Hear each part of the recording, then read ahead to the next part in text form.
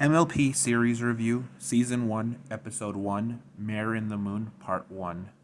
So, this is the climax episode. It's actually the start of the series. Some thoughts before I start it. Uh, this has the advantage of being the start of the show, so there's nothing to base anything off of. Therefore, being wrong is not something that can possibly be because there is no lore to base things off of or to say this doesn't make sense, which is a very big advantage. But this is still really a really good first starting episodes.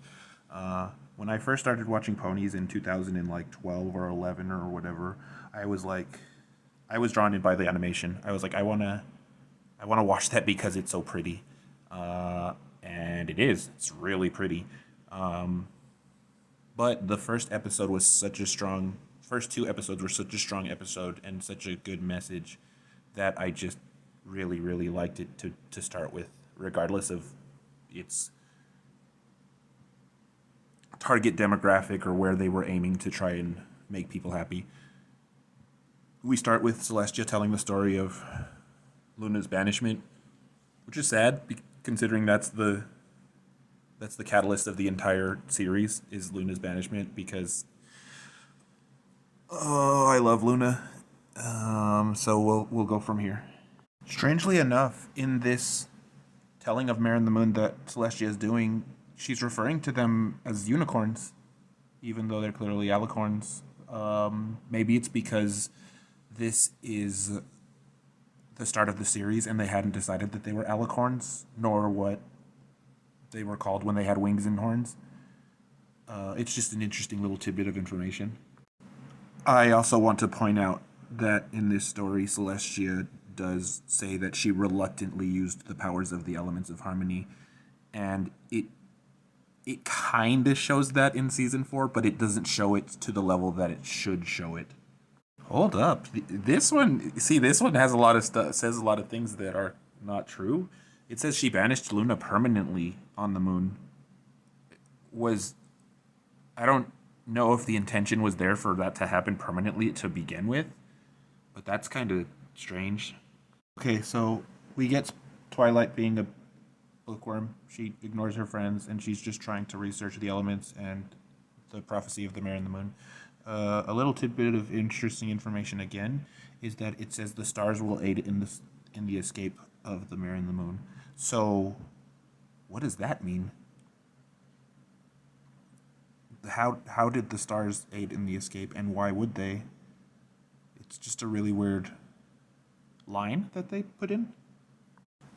I like the idea that Twilight is sending Celestia stuff about Luna, while about Nightmare Moon, and Celestia is probably like, Luna, she's coming back. Oh, we just gotta do the elements thing and I'll have my sister back. And I think that's so cute because she's probably so excited and she has to not act like she's so excited. Um, Celestia just tells Twilight to go make friends in Ponyville, which is how the elements work. So she's like, this is what you need to do to fix this, but she doesn't tell her this is what you need to do to fix this. I really like vague Celestia that has everything in control because that's a really good characteristic she had in the first few episodes, like the first 30-ish. It's weird that Twilight says that she'll do the preparation checking, but she won't make friends, even though in the letter, Celestia says, I have an even more essential task for you, which means that's more important, which it is, which Twilight didn't want to do. But it is strange that she's ignoring a task assigned by Celestia, which she never does ever after this. But again, it's the first episode, so I guess we can't really. Crazy Pinky gasping and running away is a good moment. It's pretty funny. Applejack's introduction is perfect. It shows how friendly she is, how accepting the Apple family is. She's just a really good character, so seeing everyone. Apple Bloom's "Aren't You Gonna Stay for Brunch" is really cute. She's Apple Bloom is really cute here, and then you see how she is, and you're just like, she's not as cute as Sweetie Belle. But good introduction for the element of honesty.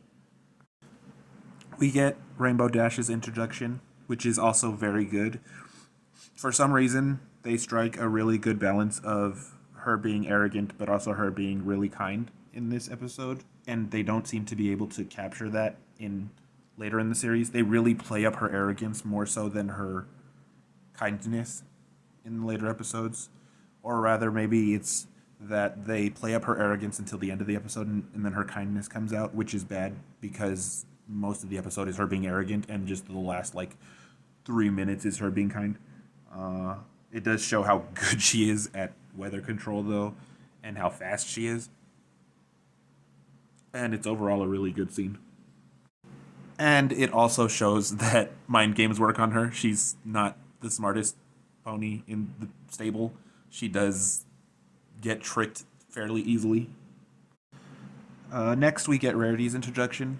It's probably the weakest so far, but it's not terrible. We do get the start of the Spike in love with Rarity. We get Rarity's first Wahaha, which is a lot in the series. We get her generosity. She immediately helps Twilight fix her mane and stuff without even a second thought, and it also shows her obsession with Canterlot and that kind of life. It's an okay introduction for her. It's not up to the levels of everyone else, but I think that Rarity kind of gets a short end of the stick most times too. I think that's why I had her as my favorite character for so long, because the only one that I feel gets an even shorter end of the stick in the entire series, the series canon, is Luna.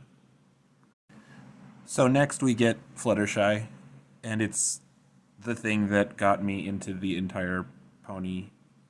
It's probably the catalyst for me absolutely just falling in love with the show and everything about it. It is such a good introduction, and it's insanely funny. It captures Fluttershy perfectly. It doesn't really capture her kindness.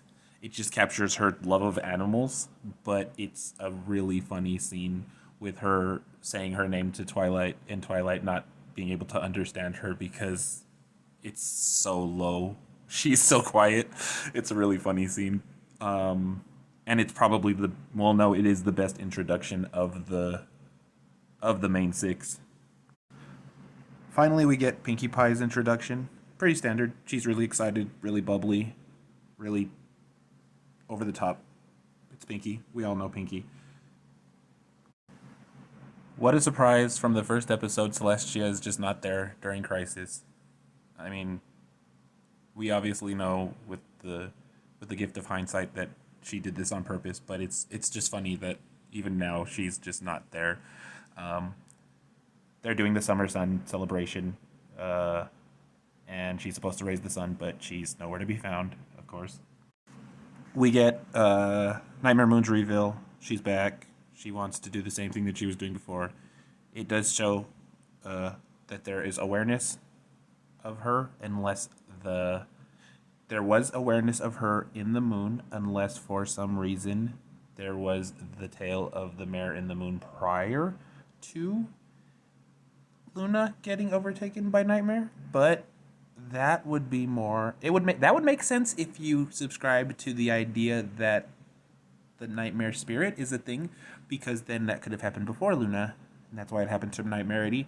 But if it's not canon and it's just the way it is, it'd be really weird if Nightmare Moon was exclusive to Luna and for some reason there was a tale about it prior to Luna being her. But at the end of the episode, we get Nightmare threatening everyone and being like, I'm going to make it night all the time.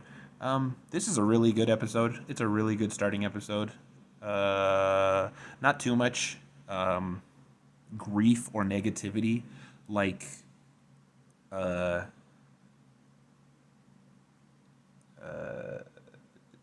Chrysalis episode. This one is probably the lightest. It's like, oh, Nightmare Moon's there, but nothing has really happened. I mean, I guess if she's going to stop the sun from coming up, that's pretty bad, but I mean, it's we could just stop her. I think this one is the lightest. Discord is the one that strikes the best middle ground, with Discord discording all of the ponies except for Twilight, I think. I don't think Twilight is discorded by the end of the first episode. And then I think Chrysalis is just the most unhappy.